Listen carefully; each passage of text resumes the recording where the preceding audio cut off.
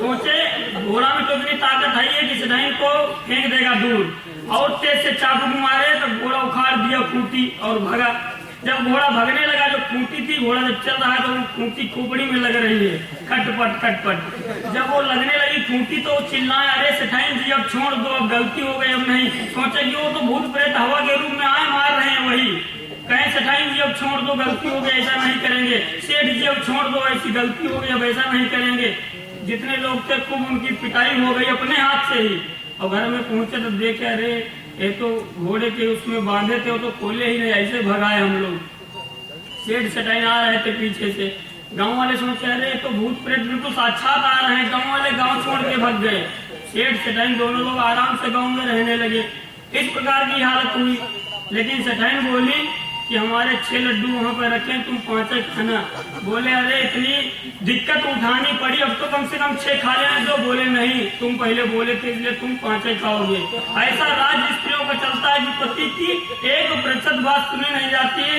Last में सेठ का पहले नंबर आने वाला था, उससे बचे, लेकिन 5 लड्डू खाने को फिर भी पाए। ऐसा राज्य है। नारद जी कह रहे हैं इस प्रकार से गृहस्थ आश्रम की दशा देख के मैं तो परेशान हो गया। मैं सोचा कि यमुना नदी के किनारे जाता हूँ, जहाँ पर भगवान ने अनेकानेक लीलाएं की हैं, वहाँ पे तो आराम मिलेगी कुछ। तो वहाँ पर क्या कहते हैं, एक युवती बैठी थी, उसके वृद्ध 2 पुरुष बैठे थे, पुत्र वहाँ पर बैठे थे। उससे हमने पूछा तो उन्होंने कहा कि मैं भक्ति हूँ और ये मेरे ज्ञान वैरागी पुत्र हैं। कलयुग की अवस्था है ऐसी कि ये मेरे पुत्र बूढ़े हो गए हैं, लेकिन मैं जवान हूँ। धन्यम वृंदावनम तेना भक्ति नेतृत्व।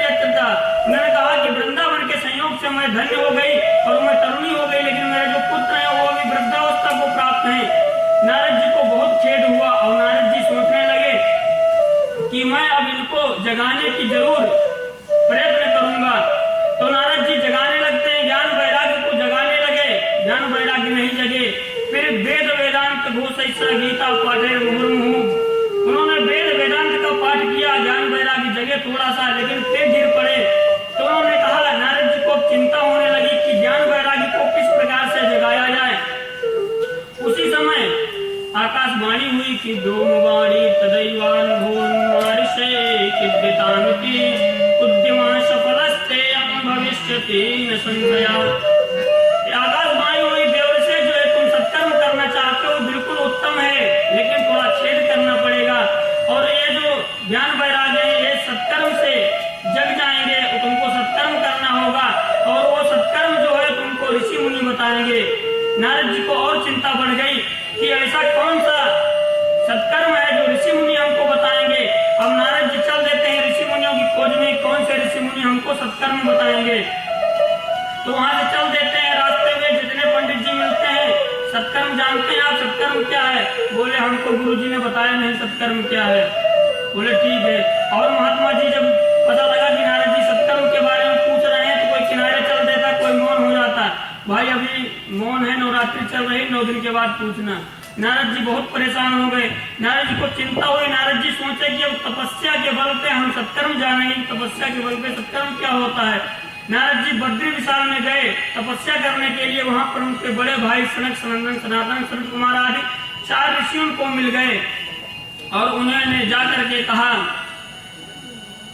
कि उन्होंने जब गए वहां पर तो सनकादि ऋषियों ने पूछा नारद जी से कि मां चिंतां कुरुदेवर्षे हर्षं चित्ते समावह उपाय शुभ साध्योत्र वर्तते पूर्व एव ही।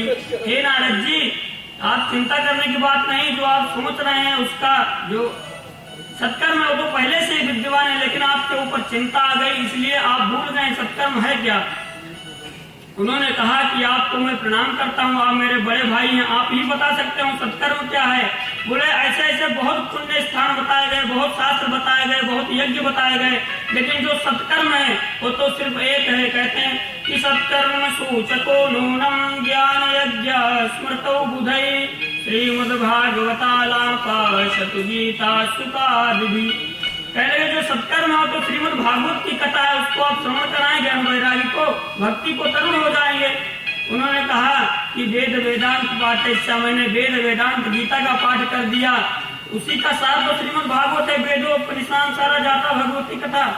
उसी का सार है, फिर उससे कैसे तरुण हो जाएंगे। बोले हे नारद जी, एक वृक्ष होता है, उसमें पूरे वृक्ष में रस होता है, लेकिन जब फल के रूप में वो रस प्रकट होता है तो सबको आनंदमय होता है, पूरी दुनिया का मन मोह लेता है। बोले गन्ने में शक्कर रहती है, लेकिन अगर कहें गन्ने के रस में शक्कर का स्वाद मिल जाए तो नहीं मिलता है। उसी प्रकार से कई उदाहरण दिए। बोले इसी प्रकार से वेदों का सार जो है श्रीमद् भागवत रूप है, फल रूप में प्राप्त हुआ है।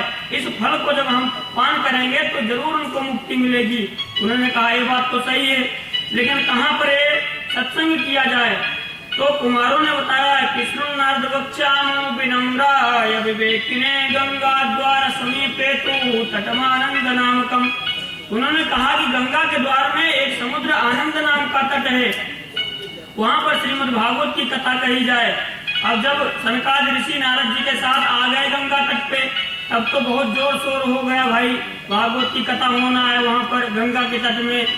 जैसे 15 दिन से आप लोग सभी लोग जानने लगते हैं कि यहाँ पर कथा हो रही है, ध्यान हाल में सभी लोगों को पहुंचना है, सब लोग इकट्ठा हो जाते हैं। उसी प्रकार से जब वहां पे हल्ला हो गया तो पूरे मंत्र तंत्र उपनिषद वेद शास्त्र जितने भी संसार में थे सभी ऋषि महर्षि सब लोग वहां पर गए कथा श्रवण करने के लिए। नाम भी बताया गया भागवत में कि भृगुर वशिष्ठ वनश्च गौतमो मेधा तिथिर्देव बलदेवरातो रामस्तथा गाधिसुतश्च साकलो मृकंडुपुत्रा त्रिज पिप्पलादा। वहां पर सभी लोग पहुंच गए और श्रीमद् भागवत की कथा वहां पर श्रवण कराने लगे सनकादिक ऋषि नारद जी को। नारद जी ज्ञान वैराग्य भक्ति के लिए आसन सुंदर बिछाए और सनकादिक ऋषि कहने लगे कि यहाँ पर श्रीमद् भागवत की कथा होती है, ज्ञान वैराग्य भक्ति स्वयं वहां पर प्रकट हो जाते हैं, इसलिए उनको बुलाने की जरूरत नहीं, वो स्वयं आ जाएंगे। अब भागवत होने लगी महाराज। अब नारद जी नारद कहने लगे कि सुंदर भागवत के रस में सराबोर हो गए देवर्षि नारद। और सनत कुमार आदि ऋषि कहते हैं कि सदा सेव्या श्रीमद् भागवती कथा। उन्होंने कहा कि श्रीमद् भागवत की कथा तो सदा ही श्रवण करना चाहिए, जब तक जन्म मिले, जन्म रहे तब तक श्रवण करो, फिर मर जाओ फिर जन्म लो फिर श्रवण करो। बोले श्रीमद् भागवत कथा तो कभी छोड़ना चाहिए, सदा उसका पान करते रहना चाहिए। तो उन्होंने कहा श्रीमद् भागवत कथा से कौन कौन लोग तर जाते हैं, कौन कौन लोग प्राप्त हो जाते हैं, सुंदर बन जाते हैं। उन्होंने कहा कि आजन्म मात्रमपि येन सखेन किंचित चित्तम विधाय सुख शास्त्र कथा न पीता चांडालवच्च करवद्वतते नीतम मिथ्या सुजन्म जननी जन दुख वाजा। उन्होंने कहा जो आजन्म मात्र पूरे जन्म में अपने कभी भगवान को प्रणाम नहीं किया, श्रीमद् भागवत की कथा कभी उसने नहीं श्रवण किया, पापी है, महाक्रूर है, शुद्ध अपने माता पिता की संतान भी नहीं है, अपने माता पिता की भी अनादर करता है, ऐसा व्यक्ति भी अगर कथा श्रवण कर ले तो उसकी मुक्ति हो जाती है। इस प्रकार से श्रीमद् भागवत कथा श्रवण कर रहे थे सभी लोग। वहां पर बहुत बड़ा आश्चर्य हो गया। उन्होंने देखा कि एक स्त्री और 2 पुरुषों के सहित वहां पर आई और श्री कृष्ण गोविंद हरे मुरारे करके गान करने लगी, नाच करने लगी। श्री भक्ति देवी वहां पर प्रकट हो गई और भक्ति तरुण हो गई श्रीमद् भागवत कथा से। किस प्रकार से भक्ति माता नृत्य कर रही हैं, किस प्रकार से भजन करके 2 मिनट